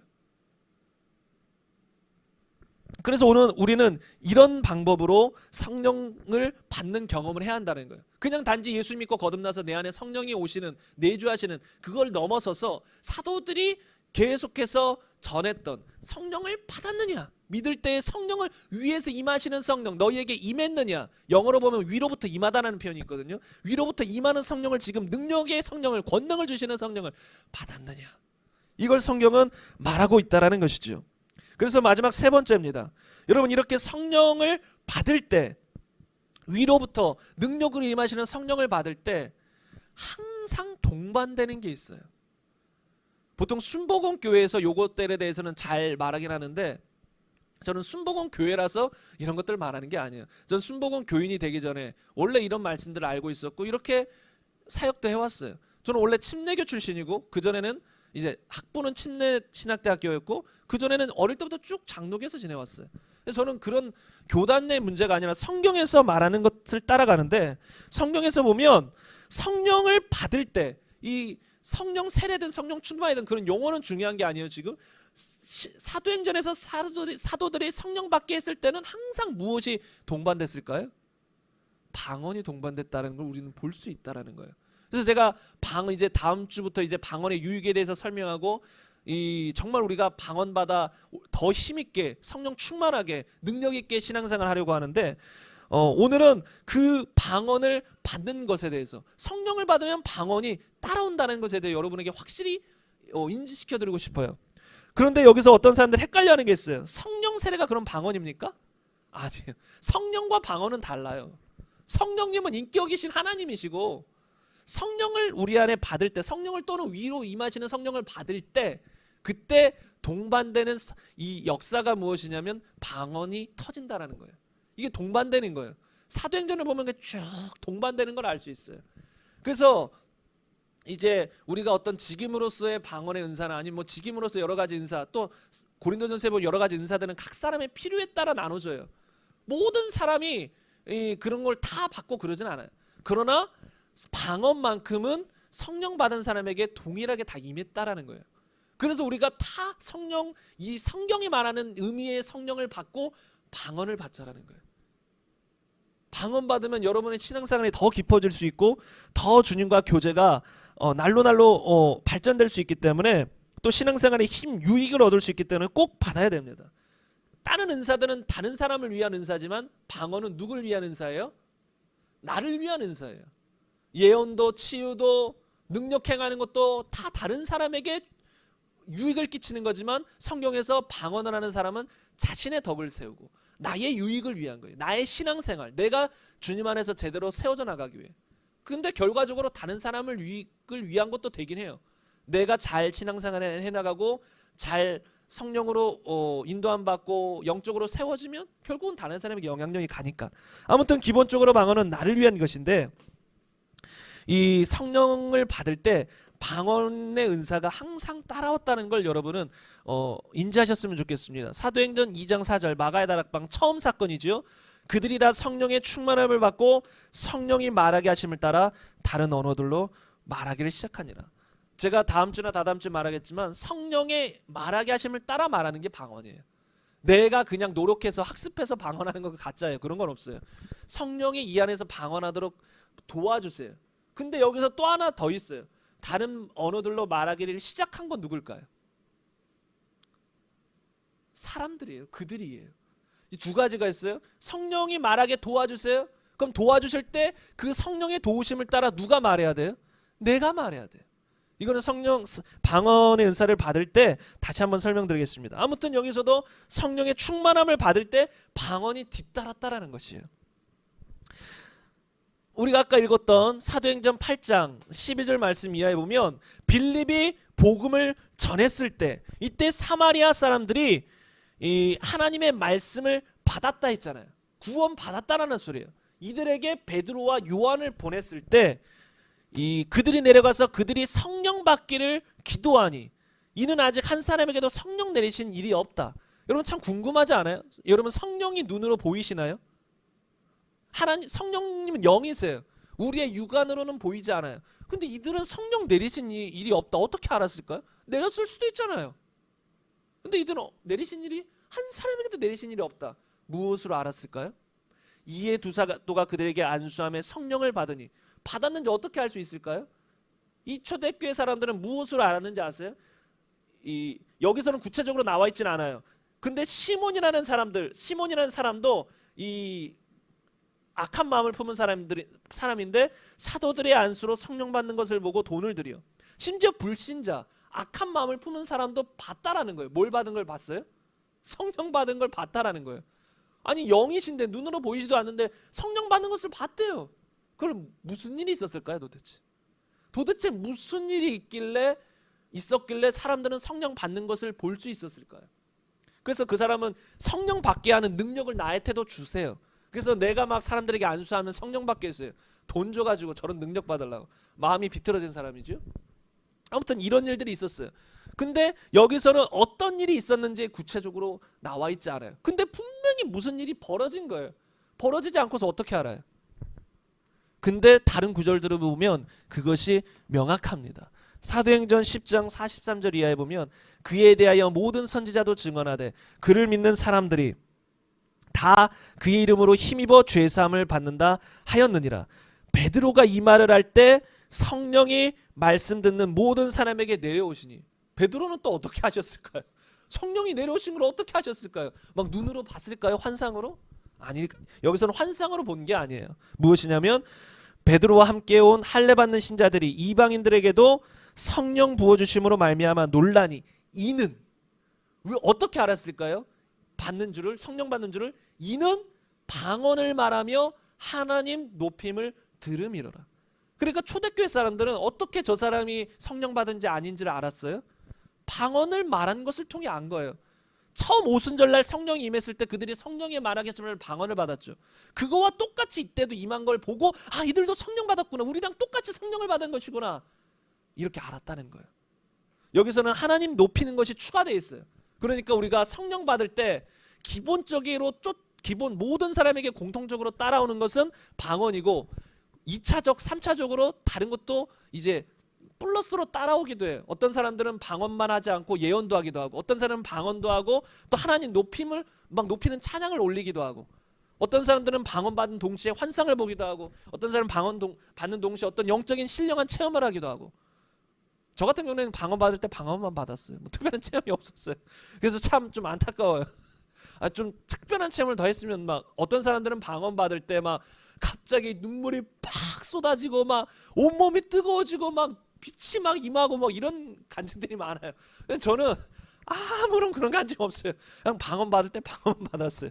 아무튼 방언 받는 게 기초라는 거예요. 성령이 임했을 때 이들은 그걸 어떻게 알았어요? 방언 받은 것으로 알았다는 거예요. 명확하죠? 사도행전 19장 1절 이하에 보면 아볼로가 고린도에 있을 때에 바울이 윗지방으로 다녀 에베소에 와서 어떤 제자들을 만나 이르되 너희가 믿을 때에 성령을 받았느냐. 이럴 때도 관심사는 성령이야. 아까 말씀드렸듯이 너희 성령 받았느냐? 이르되 아니라 우리는 성령의 계심도 듣지 못하였느니라. 바울이 이르되 그럼 너희가 무슨 세례를 받았느냐? 대답하되 요한의 세례니라. 바울이 이르되 요한이 회개의 세례를 베풀며 백성에게 말하되 내 뒤에 오시는 이를 믿으라 하였으니 이는 곧 예수라 하거늘. 잘 보세요. 그들이 듣고 주 예수의 이름으로 세례를 받으니 바울이 그들에게 안수함에 성령이 그들에게 임하심으로 방언도 하고 예언도 하니. 여기서는 이제 하나님 높이는 게 아니죠. 표현된 건 하나님 높였을 수도 있죠. 근데 성경은 그 모든 걸 기록한 건 아니에요. 그런데 방언도 하고 예언도 하니. 그러니까 신약 시대에 이 초대교회 성도들은 성령이 임한 걸 기본적으로 무엇을 통해 알았을까요? 방언을 하는구나. 그걸 통해 성령이 임하신 걸 안 거예요. 그냥 구원받을 때 내 안에 임한 그런 걸 말하는 게 아니라 이 오순절날 그리고 사도행전에서 사도들이 말하는 그런 의미의 성령 받는 거, 그것은 항상 방언을 통해 알았을 거예요. 아니면 또 그때 동시에 하나님을 찬양하거나 예언하거나 이런 일들이. 근데 이거는 지금 우리 시대에도 동일하다는 거예요. 우리가 여러분이 방언을 못 받았다고 구원받지 못했다라는 얘기가 아니에요. 그러나 이 신약시대 사도들이 했던 이런 성령 받게 했던 그 역사는 지금도 우리가 받아야 되고 지금도 일어난다라는 사실이에요. 오래전에 1990년대에 찰스 파람이라는 사람이 있었습니다. 그런데 그분이 이 토피카라는 곳에서 40명의 학생들이랑 성서대학, 베델 성서대학을 설립했어요. 예, 베델 성서대학을 설립했는데 그때 12월에 이 찰스 파람이라는 사람이 다른 지역에 설교를 하러 가기 전에 이 학생들, 약 40명의 학생들에게 질문을 던졌어요. 질문이 뭐였는지 아세요? 성령 세례의 성경적인 증거는 무엇일까? 성령 받을 때 어떤 역사가 일어나는가? 라고 질문을 던졌어요. 그런데 약 40명의 학생들이 그 성경을 연구하고 이 결론을 내놓는데 모든 학생들이 이구동성으로 말하는 게 무엇이냐면 그들은 다 아직 방언 받지도 못했어요. 방언이라는 걸 잘 알지도 못한 사람들. 근데 이구동성으로 말하는 게 뭐냐면 성경에 보니까 성령 받을 때는 항상 방언이 뒤따랐습니다. 그 모든 학생이 성경을 통해서 그렇게 다 발견한 거예요. 그러자 이 찰스 파람이라는 교수와 학생들이 그러면 우리 방언을 말하자. 성령 받고 방언을 말하자. 그래서 기도하기 시작한 거예요. 제가 알기로는 송구 영신예배였던 것 같아요. 밤새도록 기도했대요.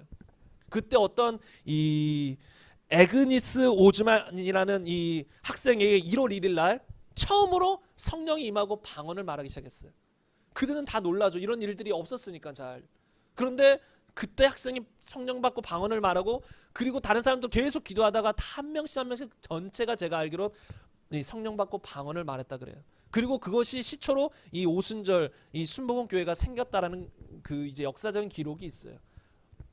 아무튼 이렇게 성경에서 말하는 것은 우리가 성령을 받을 때 항상 방언의 은사가 뒤따랐다는 것이. 근데 여러분 왜 방언을 주실까? 왜 방언을 주실까요? 그만큼 귀중하기 때문에 그래요. 하나님의 깊은 뜻이 있어서 그래요. 그러니까 우리가 방언으로 말하면 때때로 막 방언으로 말하는 사람 들어보면 뭔가 좀 신비한 것 같기도 하고 좀 무섭기도 하고 어색하기도 하고 하지만 그 방언을 주신 분이 하나님이라고 생각하면 전혀 그런 마음을 품을 게 없다라는 거예요. 하나님이 주신 거잖아요. 하나님은 사랑이세요. 나를 가장 잘 아시고 날 가장 사랑하시는 분이 방언의 은사를 주고 싶대요. 방언으로 말하는 걸 원하신대요. 그럼 우리는 그것을 기쁨으로 사모하면서 받아야 될 줄로 믿습니다. 여러분에게 이런 성령 받고 방언의 은사가 터지는 것이 이제 다 있을 것이. 여러분이 원하고 사모하기만 하면. 그럼 여러분의 신앙생활은 정말 초대교회 성도들처럼 더 힘있고 능력있고 하나님의 뜻대로 살아갈 수 있을 것입니다. 더 큰 도움을 얻을 것입니다. 하나님을 더 깊이 알 것입니다. 그래서 여러분 성령 받고 방언 말하기를 사모하시길 바랍니다. 사도들이 물었던 것처럼 저도 여러분에게 여쭙고 싶습니다. 여러분은 성령을 받으셨습니까? 전 구원받은 걸 물은 게 아니에요. 성경의 사도행전에서 말한 그런 의미로서의 성령을 받았습니까? 그럼 성령 받은 것을 어떻게 한다 했죠? 방언을 받았습니까? 이것을 통해 알 수 있다는 것이에요. 그래서 여러분이 정말로 사도행전의 성경 그대로 성령 받아 방언을 말하시기를 간절히 바랍니다. 이 시간 함께 기도할 텐데요. 여러분이 지금 더 방언에 대한 이제 다음 주에 쭉 나눌 텐데 방언의 유익이나 어떻게 방언을 말할 수 있는가. 성령님 우리 안에서 방언으로 말하기 시작할 때 우리가 가로막는 사람들도 많아요. 어떤 사람들은 방언을 벌써 받았고 방언이 임했는데도 본인이 절제해버리고 말 안 해버리는 사람도 있어요. 그래서 그런 것들을 딱 열어주면 갑자기 방언이 터져 나가는 경우들이 많아요. 그래서 그것들은 다음 주에 나누겠지만 이런 걸 말하지 않아도 여러분이 지금 이 순간 이 말씀을 듣고 사모하시고 믿기만 하면 믿음으로 받아들이면 여러분에게도 성령, 이런 의미로서의 성령이 임할 것이고 방언을 말하게 될 것입니다. 그래서 여러분, 정말로 이건 하나님의 선물이에요. 정말 그토록 주고 싶었던 선물. 예수님의 십자가 그게 없었으면 이런 선물이 안 왔어요. 성령의 선물이 안 왔어요. 우리를 위해 죽으신 이유가 뭐예요? 우리의 주가 되셔서 성령을 부어주시기 원한 거예요. 신약시대는 성령으로 승리하며 살아가는 시대입니다. 예수님이 죽으신 이유가 단지 죄사함 받고 끝이 아니에요. 성령을 부어주셔서 능력 있게 죄를 이기며 말씀 전하며 주를 위해 살아가기 위함입니다. 여러분, 그래서 성령 받기를 사모하시며 방언으로 말하기를 사모하셨으면 좋겠습니다. 이 시간 우리 각 사람이 믿음으로 누구나 주십니다. 이건 뭐 신앙생활 잘한다고 주는 것도 아니고 예수를 믿은 지 오래된다고 기도 많이 했다고 주는 게 아니에요. 믿으면 고넬료 집안에 말씀 듣는 순간 받은 것처럼 오래 기다리는 게 아니에요. 믿음으로 마음만 열고 받아들이면 받을 수 있다는 것입니다. 그래서 이 시간 성령으로 충만해지고 성령 받고 방언 말하는 귀한 시간이 되었으면 좋겠습니다. 우리 시간 함께 기도하시겠습니다. 하나님 감사합니다. 하나님 감사합니다. 하나님, 성경에서는 분명히 사도들이 어떤 사람들이 하나님의 말씀을 받았을 때, 예수님을 믿고 침례를 받았을 때 성령을 받았느냐고 재차 물었습니다.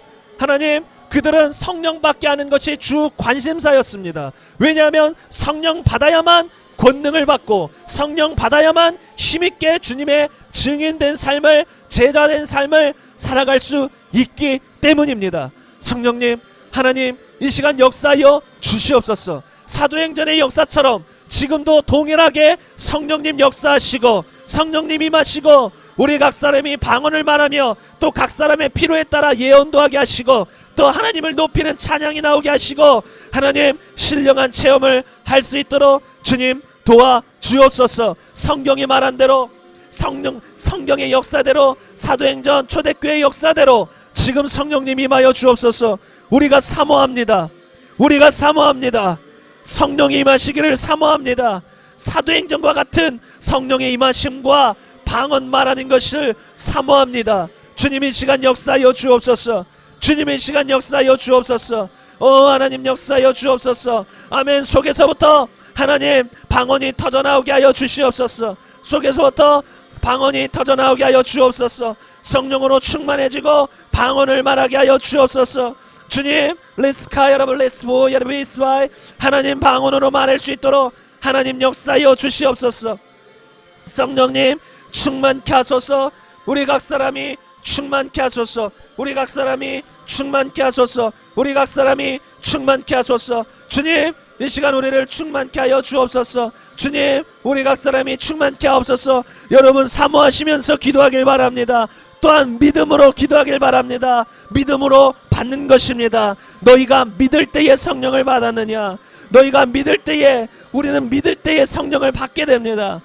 너희가 약속하신 성령을 믿음으로 받는 것입니다. 이 시간 우리가 믿음으로 받길 원합니다. 주님, 우리가 믿습니다. 우리가 이 시간 성령 받을 것을 믿습니다. 우리 각 사람에게 성령 임하옵소서. 그리고 성령의 말하게 하심을 따라 방언으로 말하기를 시작하게 하소서. 레벨레스파이르 부스파이르 비엘라이르 부스피아 하나님 부스카이르 블루스파이르 비스파이르바 주님, 즉각적으로 방언으로 말하게 하소서. 사도행전과 같은 역사가 지금도 동일하게 일어나게 하옵소서. 주님, 기대합니다. 또한 주님 감사합니다. 지금 역사하고 계신 주님을 찬양합니다. 레벨레스포 예르비엘라이르 부스파이르 비엘라이 하나님 데스파이르 비엘라이르 부스파이르 바이어 비스피 하나 부스카이르 비엘라이르 부스파이르 비엘라이 하나 비엘라이르 부스파이르 비엘라이스파이 부스카이르 비엘라이르 부스파이르 루이스바이르 비엘라이르 부스파이르 비스 하나님 비엘라이르 부스카이르 비엘라이스키 하나님 데스카이르 비엘라이르 부스카이르 부스카이르 비엘라이리스 하나님 데스카이르 바야라라라라라라 하나님 역사하여 주옵소서. 하나님 역사하여 주옵소서. 하나님 역사하여 주옵소서. 할라스크 물레스카이라 하나님 데스파이르 부스파이르바 할라부스카이라라 하나님 언제 라이르부스파이라바라바스파이라바라라라 하나님 데스파이라바라바디아스부 하나님 데스파이라바디아스부 아버지 라이라바디아스부 하나님 데스파이라바디아스바 하나님 데스파이라바 하나님 데스파이라바 아버지 라이라바디리리리리리 아버지 라이라바라야바라야사 주님을 찬양합니다. 주님께 감사드립니다. 라이라바 감사합니다. 주님 감사합니다. 주님 감사합니다. 주님 감사합니다.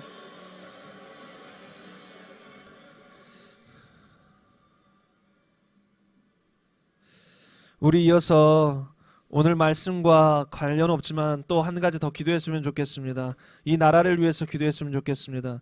제가 지금 이런 기도를 계속 요청하는 이유는 정말 이 나라의 상황이 정말로 영적으로 또 실제 우리 눈으로 보이는 것에서도 너무 좋지 않기 때문에, 너무 무너져 있기 때문에 이 나라 위해서 정말 간절히 기도했으면 좋겠습니다. 우리 그리스도인들이 깨어나지 않으면, 우리 그리스도인들이 정말로 빛을 발하지 못하면 이 나라는 진짜 소망이 없습니다. 아시는 분은 아시겠지만 좌파 이 정권들은 거의 공산주의, 사회주의 영향을 받은 사람들이 많이 있습니다. 그래서 하나님을 대적하고 교회를 대적하는 것이 그들의 기본 베이스예요. 왜냐하면 공산주의는 우리는 굴복하지 않거든요. 오직 하나님에게만 굴복하기 때문에 그들은 기독교인이 척결 대상 1순위입니다. 그래서 정말로 교회를 향한 핍박들이 정말 알게 모르게 저는 그런 소식들을 들어요. 교회를 향한 핍박들이 정말로 많이 시작됐다. 정말로 은연중에 교회를 계속해서 세금에 관한 부분도 그렇고요. 갑자기 멀쩡하던 교회 갑자기 찾아와가지고 막 몇 년 전 것까지 다 뒤지면서 세금까지 막 뭔가 트집을 잡고자, 뭔가 자신 정권에 대해서 뭔가 잘못된 얘기를 하면 트집을 잡고자 막 치고 들어온다라는 거예요. 왜? 그만큼 교회를 대적한다라는 거예요. 그리고 지금 경제적으로도, 지금 어떤 사회적으로도, 문화적으로도, 교육계에도 지금 다 무너지고 있습니다. 그렇기 때문에 여러분, 이 나라 이렇게 가면 앞으로 어떻게 될지 모릅니다. 우리 자녀들 세대, 우리의 미래가 어떻게 될지 몰라요. 우리 앞으로 예수님 믿을 때 우리 자녀 세대는 충괴각으로 믿는, 감옥 가야 되는 그런 상황이 혹시나 될까봐 염려되기도 합니다.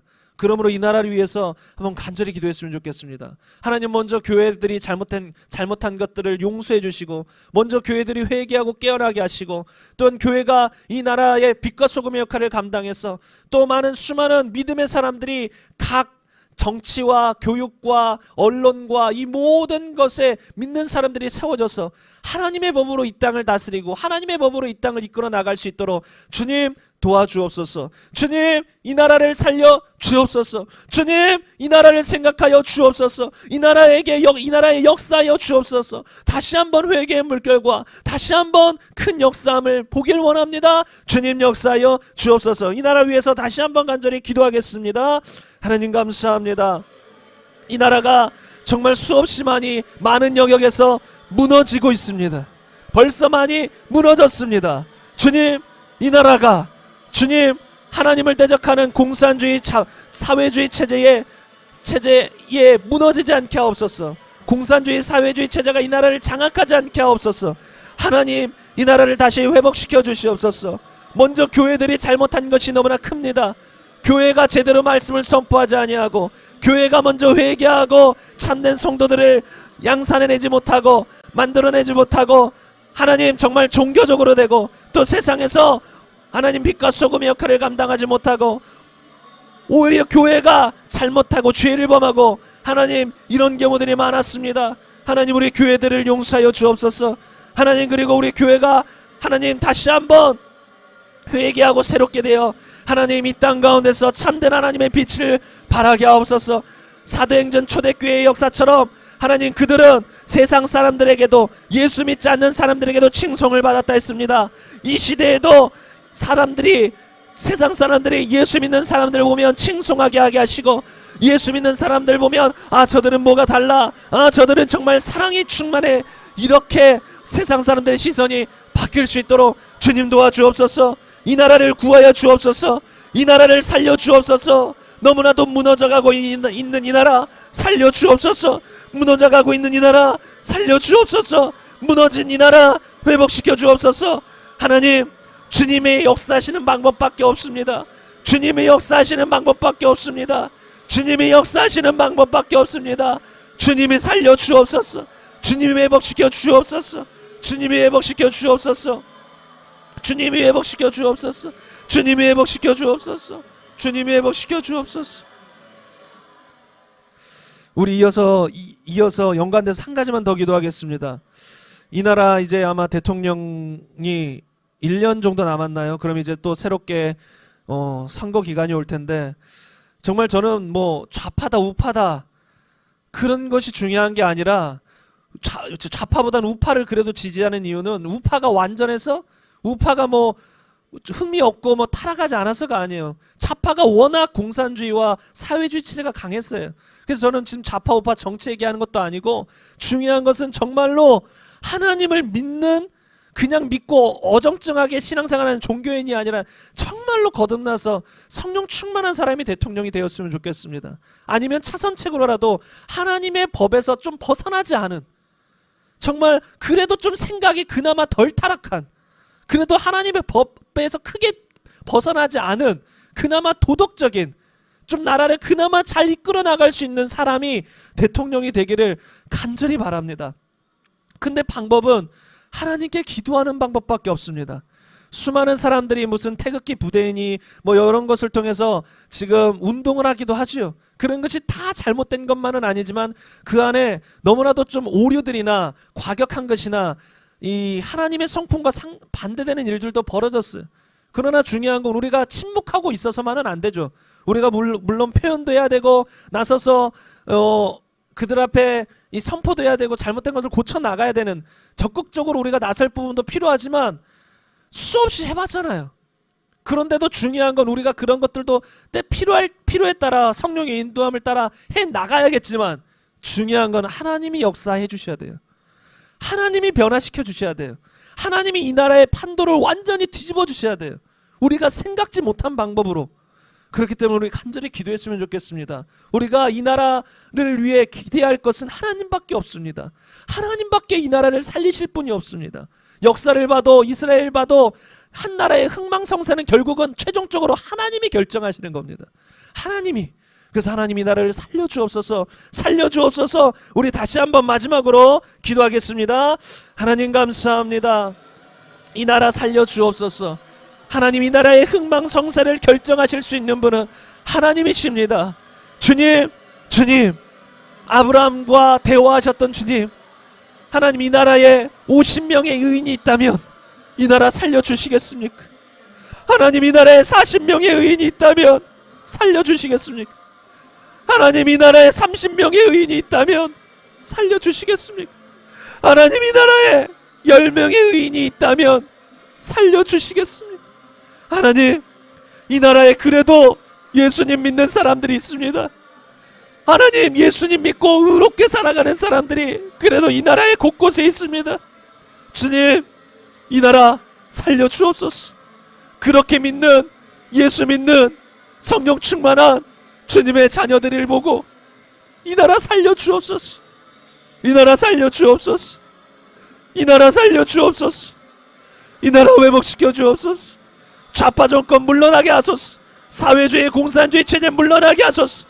그리고 우파라고 불리는 사람들도 그 안에 부정부패 다 사라지게 하소서.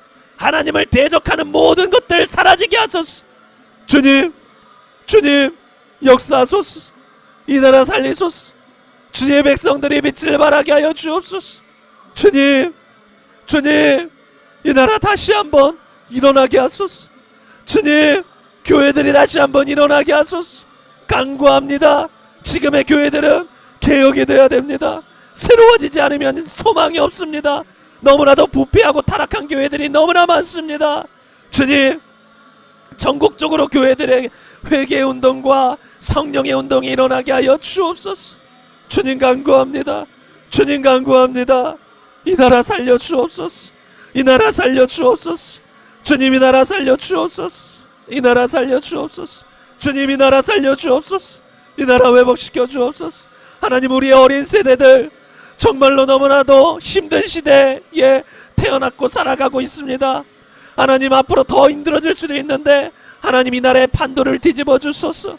이 나라를 회복시켜 주옵소서. 회복시켜 주옵소서. 주님이 새롭게 하여 주옵소서. 새롭게 하여 주옵소서. 하나님 감사합니다. 성경에 이른 바와 같이 사도들은 항상 예수 믿은 사람들에게도 성령을 받았는가 물었습니다. 그리고 성령을 받을 때 그들은 어떻게 알았느냐면 방언을 통해 알았습니다. 하나님 우리도 그 성경 말한 그대로 성령을 받고 방언으로 말하기를 원합니다. 하나님, 다음 주에 특별히 이제 방언의 은사에 대해서 구체적으로 나눌 텐데 하나님 기대합니다. 이곳에 모인 모든 성도님들 방언으로 말하는 역사 있게 하옵소서. 성령 받고 방언으로 말하여 정말 날마다 방언의 유익을 누리며 힘있게 성령 충만하게 주의 일, 주님의 제자된 삶을, 주님의 증인된 삶을 살아가게 하여 주옵소서. 하나님, 그리고 이 나라 위에 기도합니다. 그리스도인들은 이기적인 사람들이 아닙니다. 참된 그리스도인들은 하나님을 사랑할 뿐만 아니라 이웃을 사랑하며 생각합니다. 하나님, 우리가 이웃인 이 나라를, 이 세상을 바라보며 기도합니다. 특별히 이 나라 정말로 많은 영역에서 무너져 버렸습니다. 하나님, 이 나라의 판도를 바꾸실 분은 주님밖에 없습니다. 우리 각 사람이 있는 자리에서 또 외칠 때 외치고 나설 때 나서야겠지만 그것만으로는 부족합니다. 주님이 역사하셔야 됩니다. 주님, 아브라함에게 50명, 40명, 30명, 10명의 의인이 있다면 그 나라를 멸망시키지 않겠다라고 하셨는데, 주님, 이 나라에 최소 10명의 이상의 의인은 있을 것입니다. 수많은 주님을 믿는 그리스도인들이 곳곳에 있습니다. 주님, 그 그리스도인들을 생각하셔서 이 나라 다시 회복시켜 주옵소서. 이 나라 다시 살아나게 하여 주옵소서. 나아가서 교회들, 수없이 변질되고 타락하고 정치적으로 무너져버린 교회들, 정치 세력이 돼버린 수많은 교회들이 있는데, 주님, 교회들 가운데 다시 한번 개혁이 일어나게 하시고, 루터 때에 어느 정도의 개혁이 있지만 완전한 개혁이 일어나지 않았습니다.